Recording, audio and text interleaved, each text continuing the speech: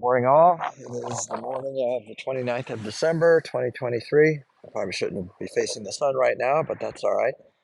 As you can see, there's still a lot of water on the ground, slightly less than yesterday, but still too much to be trying to lay down and working underneath the car. But fortunately, I have plenty of things to do on top. So I've got it all laid out behind me, so I'll show you what I plan on doing today. To start with, today is one of those days where I may run out of energy myself rather than daylight for a change, since I have all day to work, which is nice. So I've got my painted valve cover sitting out here on the sides, ready to be reinstalled. When I look at them in the light of day, I mean, obviously it would have been better if I could have sandblasted them or done a better job of sanding off the old paint, because you can clearly see it underneath. And it's not, not the prettiest, but that's okay. Underneath, it's pretty clean. I worked hard to get the insides clean. Got my hardware clean over there, and more hardware here, extra, plenty. One thing I noticed is that all these small washers exist here.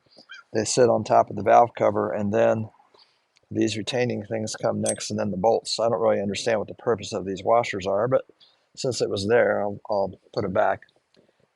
That's actually for my old engine. I cleaned those. I didn't clean these since the engine was already pretty clean, but now that I look at them closer, I probably should have cleaned them too, but that's okay. I have enough parts from both cars. These are the two little nuts that'll hold this part down in that hole over there, and here's my new element. So first thing I'm going to do is just put this back together real quick, put that back in that hole, and bolt that all down and be done with that. Here's my new gaskets for my valve covers. In here I have new voltage regulator and starter solenoid, since I have to work mostly on top today, so I'll be replacing those right there. And over here, my battery tray did indeed come in. My kit's got a new hold down and new bolts and everything to hold it in place. That's from Mark II Enterprises. So my area here, as you can see, is in really bad shape. Uh, Hopefully there's enough left there for me to attach to with the new battery tray. I think there is, but I'll have to look at that a little bit closer when I get to that. And then I've got my new battery cables, which I showed you the other day, which will come after that. So I'm going to go ahead and get started. Putting this element back in here. It's nice and clean. I vacuumed out the inside there, so this just fits in there like so. It's pretty informal, but it works well for keeping big stuff from getting sucked into the PCB valve and all that. And then this will set next with my little bolts here. So I'm gonna do that next, and then the valve covers. One of those times I did choose to use some gasket sealant just to hold the gasket in place, because otherwise I might get it pinched or whatever, not sitting on there properly. I realized too that I never bothered scraping off the top of the head, but there's no gasket remnants left on there that I can see, so I'm not going to worry about that, especially at this point. And I'm only putting that adhesive on the one side just to hold this in place when I flip it upside down to put it back on the engine, like I'm doing right now. So this should fit fairly nicely. And there we go. So after that, I'll just start putting my screws back in, a couple of them to hold it in place, and continue on. All right, got the first bolt in there. And just to document for myself what I'm doing here, first comes one of these little small little washers. That comes first, just sitting near the hole there. And then these corner ones have a slightly different keepers there. Again, I don't know what these are called exactly, but just put one on the corner there, and then my next bolt to get that started. And give it a couple of twists with my finger here. Okay, good. So I'm just going to continue all the way around until I got them all started. Then I'll use my 1/2-inch socket and my little ratchet there to put them on, not too tight. I'll just snug them up. They don't need to be over tightened. All right, the first valve cover is in place and secured, snugged down. I also have that little cover back on there for the PCB system. I also have these extra little clips. I think these went on the driver's side, and I don't remember what kind of line runs through there, so I'm just going to leave them off until later. I can always put them back on later. Just going to save them. There were 3 of them, but one of them was mangled too much to be reused. So now I'm going to switch over to the driver's side and do that side. Nothing like a little mud between your toes, huh? Walking on the beach. So anyway, here I am on the driver's side now, getting ready to do this side. Just putting the finishing touches on the left side. And again, I'm not making these too tight because there's no reason to make them too tight. So this thing tightens them plenty. I did scratch up the cover a little bit, just trying to get it in here under that high pressure power steering line and everything, but that's okay. Obviously would have been better off doing this while the engine was out of the car, but I was pressed for time during those days. But looking good. Okay, I'm working on the starter solenoid right now, and notice when I plucked off the ignition wire here that it's pretty corroded inside, pretty rusty, so I'm going to have to clean that up. I put a crayon marking on one of the wires so I would get them back in the right position. That's the one for the starter, I believe. At least it's on the left side, so that's all that really matters. The other thing I point out too, it's the same thing on the starter motor. You have to be careful to hold the inner nut while you're unscrewing the outer nut that holds the wire on it. Otherwise, you may ruin the solenoid because it'll turn. The whole thing will turn. So just a simple caution. I'm sure everybody watching this video already knows that. All right, I'm kind of tucked inside the engine compartment right now, trying to get to the voltage regulator. It would be a lot easier if this car didn't have cruise control. I don't want to move that if I don't have to, but I will if I have to. I've gotten both of the small little 3/8 nuts loose. I'm just trying to not drop them. The voltage, the solenoid is installed over there. I don't have the side leads tight because I got to put the new 12-volt cables on there first. Um, I've always been curious about what the role of this capacitor is down here at the bottom. Obviously, I'll put it back on because it's wired into the car's wiring. I have no idea what it does, but I'm not an electrical guy. I just replace, you know. Oh yeah, and I'm sure many of you know. It's always good to have a magnet because I already dropped my little socket down in that little cavern in there. Luckily, it didn't go anywhere, so I'm just going to pull it back out with this magnet. Then I can continue, hopefully. Here are the old units, the starter solenoid on the left and the voltage regulator on the right. I definitely say the starter solenoid needed to be replaced. Um, I don't know if that still worked, the regulator or not, but I did put a new one on. One thing I didn't like when I was plugging in the new one, I did get it mounted to the firewall finally, um, is how loose the plug fits. To me, that just means it's not making good contact. So my plan is just to take a little tool like this ice pick looking thing here and just kind of force the contacts inside just to deform them a little bit so they grab onto the contacts on this voltage regulator better, so they make better contact. At least that's the theory, so that's what I'm going to do right now. All right, I'm ready to go to another step here. I've opened up the package from Mark II Enterprises that have my new battery cables in it. I'm really impressed with how heavy duty these are. And I love that it has the heat shields built onto the original style cables, the little grounding strap that mounts to the body, and that goes right on the engine there and whatnot. So I'm going to start putting these on so I can tighten the little nuts on this new starter solenoid and get that out of the way. And I don't think I showed that little cover installed. There it is. Oh, and there was one more thing I meant to point out too. This T here, or this fitting on the back of the intake manifold, I think this is unique to 66 or maybe earlier Lincolns used it too, but 67 didn't have this little side port here, just had the one in the back for the 5/8 hose.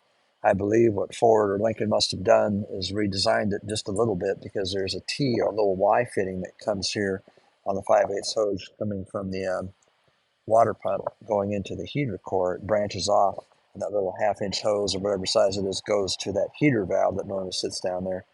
I'm guessing that 66 just didn't use that little Y fitting and instead used this. So since that's on there and I already got rid of my other intake manifold, I'll just utilize that instead of that Y fitting. I'm sure it'll work just fine. But in the meantime, since I'm not planning on using the heater core, even I don't have a heater valve, I'm just going to dead end this fitting. I'm just going to get a small piece of hose and just put a little plug on the end of it and tie it off with the clamps just so it blocks it off. I just noticed these have the actual Ford part numbers on them, Autolite. They're on all three cables. So I don't know if these are NOS parts or if they somehow just were able to duplicate all of that. I don't know how that works, but it makes me feel even better about having, original equipment stuff. All right, I've got my little dead end hose, as I call it, mounted on there now. It's turned out to be Oh, is it 5/6? No, 3/8 size water hose. So that's what that is on there now. That should hold. I've completed the solenoid installation. I took some time to clean out the connector here on the inside, get as much of the corrosion and rust out of there as I could. So it's pretty clean. It should make good contact. And my two leads are tight now with my new cables attached. The positive and then starter one is hanging down there for when it's time to crawl back under the car. So now I'm working on installing my new battery tray. I pulled away as much of the old rotted stuff as I could, and there's not a whole lot left. You know, it's a big gaping hole now, but this part here is still solid. I should be able to drill right into that to hold the battery tray in place.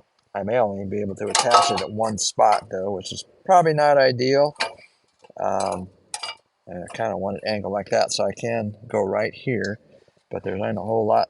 Well, I guess I can go right here with another spot. That's that part there. It's still usable. It's pretty rotted, but I think I can get a hole through there as well and attach it. So I'll have two attachment points. So that's what I'm working on right now. I'm using here at a moment, for the moment, as I'm installing my connection to the frame right there. I'm wondering to myself, I wonder why they put this heat shield over here. I mean, I don't think well, maybe it's the protection from the radiator, but I would have thought it would have made more sense to put it on the other side of this clamp, which goes right next to the exhaust manifold. But who am I to say, you know?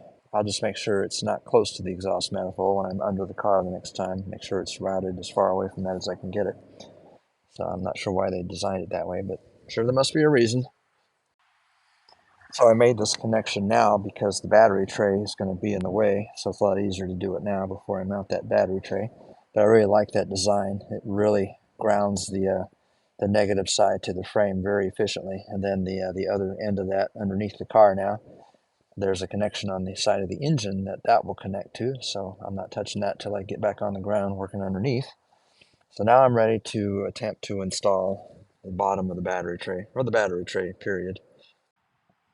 All right, a couple things as I'm moving along. I found the original cable that was on this car, the original negative cable, and it has the asbestos insulation on the same spot as the new cable I just got. So that was the original design, so I'm no longer concerned about that. I'm still curious about why it was designed that way, but that's the way Ford designed it, so I'll just accept it as is.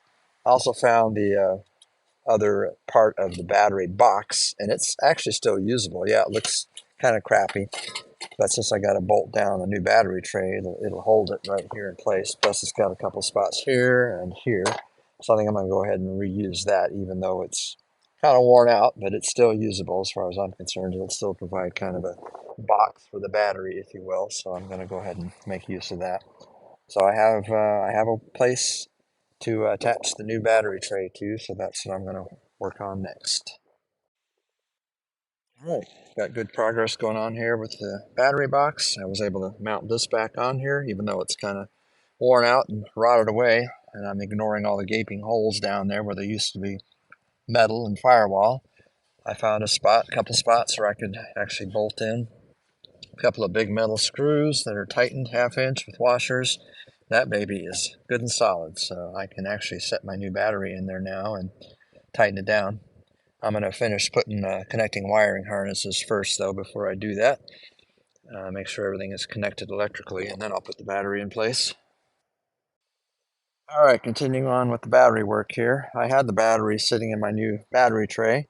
First thing I thought was that, wait a minute, the posts are on the wrong side of the battery, but I realized they really weren't. I just needed to reroute my cables properly to where they would be, and I'm going to have to reroute this because there's actually a hole right here in this box that is supposed to come through and then sit on there, so I got to redo that.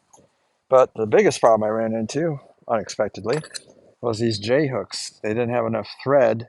Well, I guess they're just too tall for my application, and this hold down doesn't really fit the battery properly either. It'll work, but it's a little too wide for the battery. So what I had to do as a temporary measure was I just used my circular saw and cut myself a piece of plywood to take up the space that I need. That should be more than enough. Of course, the disadvantage is now my battery is not sitting in the tray properly, but I'm not too worried about that since it'll be held down with a hold down, and this box will keep it from going anywhere too. So that's a temporary measure. until some year down the road I can have a body man, replace this fender and put me in some new sheet metal down there to close those gaps up and all that. It'll do for now. So that's where I'm at. All right, battery installation is complete. It's secure. These J hooks are too long. I could have just gone out and bought shorter ones, but I just bought these as part of this kit, so that's why I went with adhesive wood to raise the battery up enough to make it work. I did have to cut this one off over here because it was hitting the body under there, but now it's all set. It's firm in there. Eventually I'll get shorter J hooks, but right now this works fine.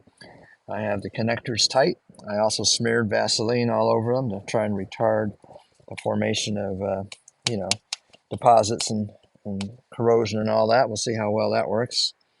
And I rerouted the positive cable here through this opening here and reconnected it over here. My negative cable fits perfectly through the openings that it's supposed to. And my battery box is in place, such as it is. I plugged in my harness that was down there for coming off the alternator, and also grounded it at that same ground point right there. I'd forgotten to do that before, so that's taken care of. So the electrical system is almost done as far as reconnecting everything. I do still need to put the main wiring harness back on top of the engine, which I'll do sometime soon. And all that controls is the water temperature sending unit, oil pressure, coil, and the at the back of the carburetor for the AC solenoid. That's all that's on that little harness, so it's not critical right now. And if I wanted to, I could actually turn the starter right now just to see what would happen, but I don't want to do that until I have fixed the power steering issue. I don't want to pump fluid through the system right now until I fix those leaks underneath. So I'm going to decide what I want to do next, and we'll go from there. All right, I'm switching gears here, doing something a little different. I'm going to remove the old strut rod bushings. I can install the new ones, but I can't tighten them down because I have no idea what the orientation is going to be until I get it back in the car. So I will just put them on loosely. So I'm getting ready to break loose the old ones. It's a 1 1/8 size nut that I will have to reuse. I will use a new cotter key though that I have. I'm hoping my vise is going to be strong enough to hold this to keep it from turning. So again, I use the trick of another wrench to extend the leverage and see what happens here. Oh boy, it's not even close to holding it. So I'll have to figure out a different way to hold that in the vise. Anyway, that's what I'm working on at the moment.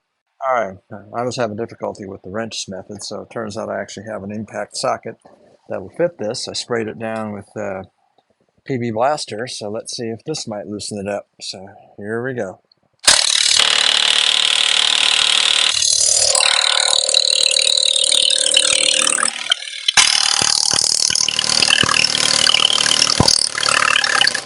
And that is working. Love these things.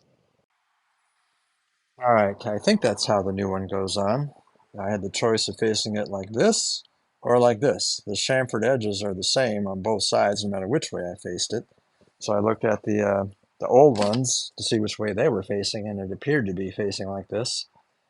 So that's why I put it the way I did. Again, I don't know that it really makes that much of a difference. And then I used the old shaft here to tap that one in place, so it's set now all the way back here. So the next piece that goes on is that piece, and then the other bushing, and the nut. Oh, I'm sorry, and the retaining ring that's still stuck on this one right here, and then the nut. So not too hard, and like I said, I can't tighten it down though until I get it back on the car.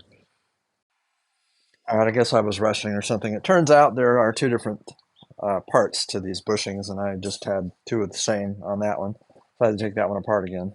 So there are actually two different kinds of pieces that go on here.